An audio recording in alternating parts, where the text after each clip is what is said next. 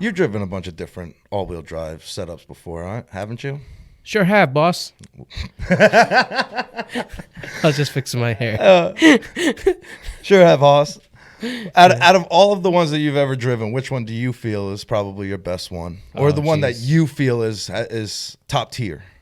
I think R-35 GT-Rs have to be right up there with the best all-wheel drive systems. Why do you period? feel that? So I think the GT-R does an incredible job about giving you kind of the best of all worlds, right? Like just from I've owned obviously my fair share of all-wheel drive cars. I've had Subarus, right? I've had WRXs, I've had Evos, I had a lot of DSMs, right? And and I haven't ever owned an R35, but I sure would like to. Of course, you talk about it all the time. I know, but with that said, I have driven a fair share of them, and I have friends that have them, and I think what now having a rear wheel drive car, like obviously my Z that I've had, I say like now, like I haven't owned it for 15 years, but rear wheel drive cars, especially like in a lot of circumstances, they just have a way of being a little bit more planted. You can drive the car a little bit better, with the throttle, and kind of really feel like you can kick it out to kind of, rotate into turns and different things like that. So I think that the GT-R does such a good job because it's basically, like, if you really had to break it down, like the GT-R system is basically a rear wheel drive car with front wheel drive assist. But it's got all that Atessa ETS system. It basically has like the best of everything, right? So you got a car that's rear wheel drive bias. It kind of has like a rear wheel drive steer type of thing, and then in addition to that, you also have like active yaw control, so it can distinguish power between left and right wheels. But in addition to that, it can also distribute the power between the front wheels because it uses I don't want to say like the differentials, but basically they have the ETS system has this like this plate configuration, and they kind of use like a series of clutches to basically, grab and transfer power from front to back, right? So I think, you inherently start out with a car that gives you an incredible rear wheel drive bias to give you that rear wheel drive type of feel. You get the power capabilities to distribute power when the front wheels start to slip, to put that power back into the front. And you also have the ability for the car to distinguish between left and right wheels, so you can actually it can fine tune the power. I think it has to be one of the most adaptive all-wheel drive systems that I've driven, and I'm sure that there's some things like I've heard Porsche's PTM system is really dope. Yeah, that is actually really good. But like, I can't say I'm really familiar with it to the point where I can be like, oh, I think it's the best. So out of the best things that I think I've ever driven, and had the chance to play with and beat on a little bit, I go with the R35. Okay, it's my feeling. Understood. I don't have a lot of background on the all-wheel drive. Right. For me, I've been driving the GTI, of course, your front-wheel drive. I've definitely had... no one's going to hold it against you. Of course not. Yeah. I hope not, because I guarantee there's a lot of people with GTIs out there watching. So you like to drive anemic cars with anemic drivetrain. It's okay. Stop it. But don't get me wrong. Like, whenever I drive my buddy's E92, like I know what you mean with your rear-wheel drive, and you feel just more planted. Yeah, but now is that car an X-Drive car, or is that car from... that is a rear-wheel drive. Yeah, okay. E92 M3. Now, I've also driven your B8 Audi Quattro. Okay, Quattro system is different. And well, a little, not necessarily. If you actually look into it, it probably, if not the same, I'm gonna say it, if not better than the GT-R. Oh, I don't know if I would go that way. When you're going into your RS category, it's the same deal. It gets all the power gets pushed out to one side. It also gives you your braking on the inside, allowing you to get into your corners a little bit better. Well, because and it's also a rear wheel drive bias as well. Well, it's a so 40, but I 60. thought, and you may have to correct me here, but I thought that the Quattro system's claim to fame, besides its reliability, was the fact that it was legitimately a real time all-wheel drive system. In other words, all wheels are spinning. All wheels are spinning, yeah, but it's going to be more rear wheel bias on the RS models. Now, both those cars, I think they have that torque vectoring system too, yes, right? They do, yeah. So that's where it becomes a little bit more adaptive to kind of move some of the power around, right? Yeah, I mean, I've been in cars. I've been in some of these cars, the Quattro cars and stuff like that. Obviously I have a 4Motion, which is not the same.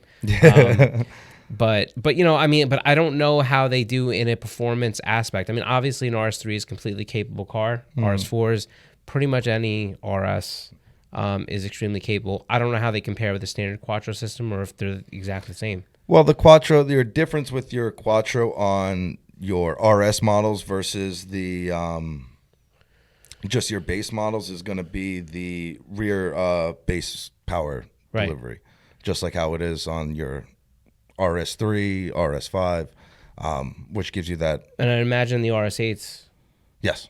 Because what's interesting on the RS8s, and I think this is pretty cool because it kind of carries through to the Lamborghini stuff, is that like majority of those cars are all-wheel drive cars. Yeah. Right? Which makes them ridiculously fast. Of course, off the line, right off. Yeah, I mean, look, the only thing I'll say about all-wheel drive, and I guess I go back a little bit to some of my racing days. Back when I was a kid. So the strip, like the hardest thing, and just to give kind of some shout out to the people that have front wheel drive cars that actually make power, right? Of course. But is the idea that like for me, like I can think about being at the track and be running like a DSM or whatever. Different type of all-wheel drive system, probably a little bit more along the lines of what the Evo has. Where it uses a trans that has a vicious coupling in the front, and then it uses obviously a transfer case to transfer the power to the rear, and then there's a viscous LSD rear. So, but like like you would be at the track and you would launch this car, and if you got a really good launch, man, you were off the line and you were running, right? And I think that was the big claim to fame. I used to love running those cars, and you could shoot out of the hole like a bat out of hell. But then the worst part was when you would get, I don't know, maybe to the 8th, and you felt like, yeah, I'm doing the damn thing, and then all of a sudden you would start to hear the noise come from the right side if you're in the left lane, and these Civics that weighed nothing, that were front wheel drive, that had these huge 60-1 turbos and stuff at the time, just come ripping down past you like you were standing still. Yeah. So I think it's pretty incredible, how some of those front wheel drive cars can really carry through with the speed. So I guess, there's a little bit of that, but I don't know, man. I really like all-wheel drive cars. I like the fact that you just feel like more of the power is put down. I don't think all-wheel drive systems are created equal. That's for sure. No, that's for sure. I definitely don't like, because again, going from your difference from your Quattro versus your 4Motion, like your 4Motion is going to be more front wheel bias versus your Quattro not, which is going to be a 90-10 split on and that's like what you're talking about, like that Haldex system that is used like in the Golf R or something. Yeah, exactly. Yeah, because the Golf R is basically a front wheel drive car with the ability to transfer. Is it up to 100% of the torque to the rear? Like it has a lot of capability. A lot of capability. I think it'll go up to 85, 15 in front, 85 rear, something along those lines. That's a lot. Yeah. So, I mean, that system obviously is different. It still supplies all-wheel drive, but it's not the same. It's not the same as like your Quattro, no. Yeah. I think a lot of that stuff, and that's why I think the GT-R system is so much better than a lot of the things I've driven, is because that rear-wheel drive bias is a big deal. 100%. Like my WRX and stuff like that, like that was a pretty good 50-50 system. Like it was pretty even. You could make the car feel rear-wheel drive bias, but like you had to really be on it in the right conditions. You know what I mean? With the weight transfer was pushed back. But the Subaru all-wheel drive system, that symmetrical system, is really very good. But I would say it really shines more in that rally sense. Of course. That's where I think it plays. I think in a lot of situations it may be better. It's better than the Evos, even though I love Evos. The yaw control on the Evo is good to help quite a bit, but it's not. It doesn't give you that feel of like real. It's very similar to what the DSMs were. they use those viscous couplings. I always mispronounce that word, but you know what those are? What those are? Not really, not so much. Basically, it's like this part in the trans. A lot of them we used to put like viscous coupling eliminators, like basically. But what they are is basically like, imagine like you know how like a torque converter works like on an automatic car. Yeah. So it's like there's fluid and there's clutches and stuff like that, and the idea is that when there's an input and an output that kind of happens on this coupling, and as the fluid goes, it causes the plates to clamp down, which then essentially almost like locks the corresponding wheel. So it allows you to transfer kind of torque from left to right. And now, so like if you look at like an Evo or a DSM, like they have that's in the trans or whatever it may be, and yeah, they have the transfer case that transfers the power from the transmission to the rear end, and then usually those are again viscous coupling rear ends LSDs. So like they provide that same thing where they require the fluid to kind of transfer to kind of start helping with power left to right. The problem that I always have with them, and the problem that I think most people have with them when they start to do some serious use of them, is that when the fluid gets hot, it all goes to crap because the viscosity changes. Yeah, it changes. And like now all of a sudden you're in one of those situations where like the car just has a lot of unpredictability to it. My Z actually has the LSD that comes in the track edition, and I believe even in the track edition of the Zs is the same thing. So they're fine until you heat them up, and then they're kind of junky. You know what I mean? So a lot of people go with those Nismo like 1.5 ways, or they put in an aftermarket one like a Kaz, or I don't know if people use a lot of Quaifs anymore, but like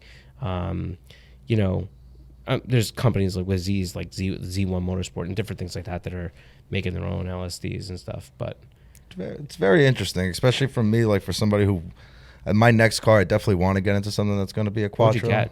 What's that? What'd you get? It's been changing. It's probably going to be in your S5, RS5 territory. Oh, you're getting an RS5? Yeah, it's going to be probably like your B8 RS5. I want that V8. I really want it.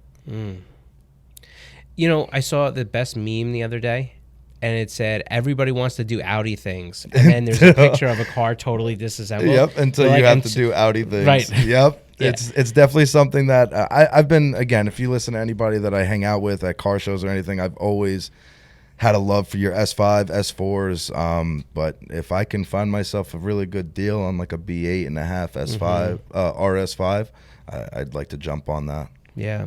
Of course, not as a daily, big but cars. It's a big boy. It's got a big hood. It takes a lot of wheel. Yeah, it does. We had one of those at SEMA in 2008, and it was like when the car really was pretty new to the market. Mm-hmm.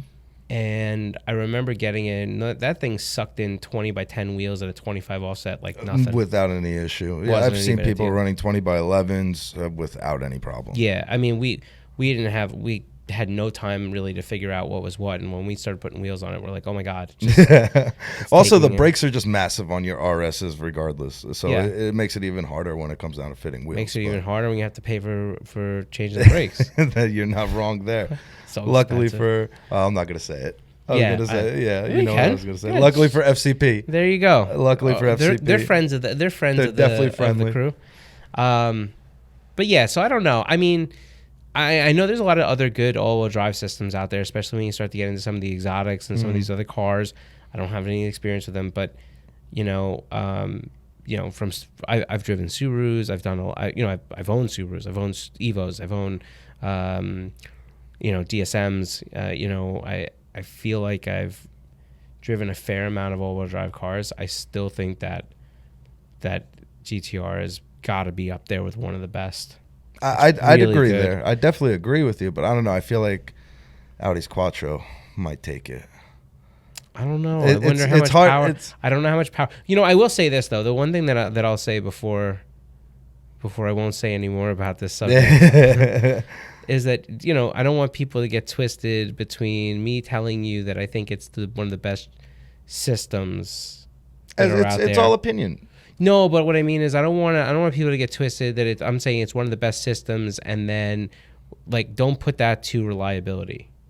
Well, because they're not, they may not hold the same thing. The problem with those ETS systems, from what I understand, you know, I don't have firsthand experience doing it myself, so like that's why I say from what I understand, but is that it's really easy to like smoke them, because what ends up happening is like the idea is that the car continuously is going to, when it feels like, the reason you don't do like burnouts with an R-35 is because the ETS system will continue to see, when it sees the front wheels slip, or when it sees the rear wheels slip, it's going to continue to clamp down harder and harder and harder on those clutches to try to deliver more and more and more of that power to the front wheels. So if you just keep romping on this car while you're, you know, spinning the rear wheels, that ETS system is absolutely furious. Oh, I can only imagine. Right? And those things you can just inherently, just from being, you know, a naughty driver. Yeah, but that also comes into that also comes into the saying, play stupid games, win stupid prizes. You know, it's you want to beat on the car, it's gonna cost you. The problem is you don't want to be the one that doesn't play the stupid game, but then buys the car right after the stupid game was played, and you win the stupid, and you inherit the stupid problem. I started looking into like your E92s, even F80s, to be honest. And every time I look at one, I just go, I feel like this thing has been swinging at 10 every night for the last 10 years. I know. And it scares me when I'm looking into like something that's rear wheel drive, because I love the way the E92 drives. That thing gets me every time. And I want an R35. The problem is right now where I feel comfortable going out to get one is in that, you know, the GT-R, like the CBA range, which for those that don't know, it's basically like the 09 and the 2010 car. The car that was played probably the most amount of problems that are notorious out there for when GT-Rs get a bad name, right? Mm-hmm. And so, you know, I find a clean one, or I find one that I'm like, this has got the right upgrades. It's got, you know, like they did the right things. They made the right changes. Like, you know, I see they upgraded the bell housing. They went for the, you know, upgraded solenoids. They did the TSB for the clips and stuff like that. And I'm like, but it's still an early car, and I can't bring myself, because they're like, you know, did they destroy this car before me? You're so, not wrong. You know, there's a lot of things. And then there's other things like that just inherently aren't good with them. So ultimately I keep talking myself into saving for, you know, one of the DBA cars, which is like, you know, north, you know, 2011 to 2015, I think. Okay. But the issue with that is like, we say we're saving, but then like, you know, I got kids, and then this comes up, and that comes up, and this comes up, and then it's like, oh, there goes down the GT-R fund. You know, you're getting yourself a pool in the backyard now, right? Oh my God, it's not even it's not even a big pool. It's like a semi-in-ground pool. Right now it's 100% out of the ground because they haven't filled it in yet. But I mean, you know, if that stuff comes up, then it keeps me from getting a GT-R. So can we cue the Frank Sinatra "That's Life" music as that's not that's nice. life. Yeah. But yeah, so I don't know. I dream of having one of those cars. I know what it's like to drive some of the other cars. I still think it's like the best all-wheel drive car, one of the best all-wheel drive cars out there. Okay, I'll give you that. Yeah. I'll give you that. You got anything more to say about all-wheel drive things? No, I do not. That's it. We're out of here. Let us know what you think is the best all-wheel drive car. Let us know in the comments. It doesn't matter if we missed it. Make sure you throw it down below. And in addition to that, make sure you tell us your opinions on these cars. Do you think Doubt's full of crap that the Quattro system is really good for that stuff? Or Quattro, baby. Yeah. What do you think? Do you think the GT-R is the best? The R35 is one of the best all-wheel drive systems out there? Or do you feel that the Audi Quattro is one of the best all-wheel drive So systems basically, out what we're there? saying is settle our argument first, and Because then it's when going to you're happen done- in the office. Even though after we read the comments, we're still going to go back and forth on it. After you get done settling our argument, then move on to tell us what you think is the best all-wheel drive system, period. There's a lot of sophisticated systems out there. 100%. But that doesn't necessarily mean that they're the best systems for, a lot of these handling things like that. Like Mercedes has a really good all-wheel drive system when they put in some things. Like I know some of the, some of the Audi group stuff, when we start talking about RS cars, like I get it. But I'm just saying, what do you think is your favorite? Throw it down below, and we'll catch you next week. Peace.